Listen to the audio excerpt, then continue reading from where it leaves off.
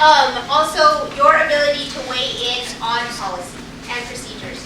No other department in the nation gives you the opportunity to directly have input when it comes to policies. And we created the Office of Policy Analysis to be able to handle that and to be able to receive those constructive criticisms and ideas from the public when it comes to policy. Of the 15 policies that OPA has reviewed so far, 45 recommendations have been submitted to that committee from community stakeholders, whether that be individuals or groups like the ACLU or APD Forward. Of those 45 recommendations, 47% of them have been accepted by OPA. So we're listening, we're hearing what they have to say, and I think that standard should be something that our community should be proud of. About half of the recommendations have been listened to and put into policy and procedure. Is there a publicly available schedule for when those policies come up for review? Yes. So you go to Standard Operating Procedures on the website, and that's the first thing that pops up. Great. OPA also reviews data collected on national trends, on any lawsuits, any trends that we might see internally to help review and better standardize those policies and procedures, and to be able to see where there are deficiencies or things that can be improved. I would think just common sense that better outcomes if the police are known by the community and vice versa. We'll get there. It's up to you. We'll get there.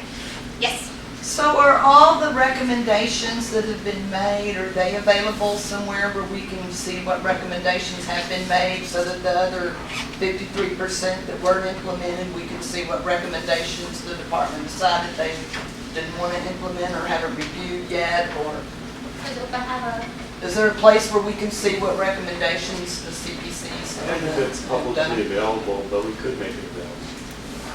That would be awesome. Are the open meetings open to the public? I know they did have one meeting that was open. Yes. So they are, so there's... No, they're not. No? Well, there was one meeting that was. Right, So I and that think- was and you were there, Charlie, that was a mistake. So, Not your present. so let me rephrase that. So it was the first meeting of OPA. We were trying to figure out exactly what format that it was going to take, with the hope and the desire for it to be transparent. And that's certainly what we want, and we want that public feedback. That's why we've developed those mechanisms for public feedback. We have the form on the website that they can fill out. That's why we go to the ACLU and some of the other groups that we work with in order to get those inputs into the policy. And OPA responds directly to each and every concern or opinion that comes in. And so if it's accepted, it will say what parts were accepted. If it's only partially, it will say which parts that were denied, why they were denied. And if it's flat out denied, that communication goes back to the citizen.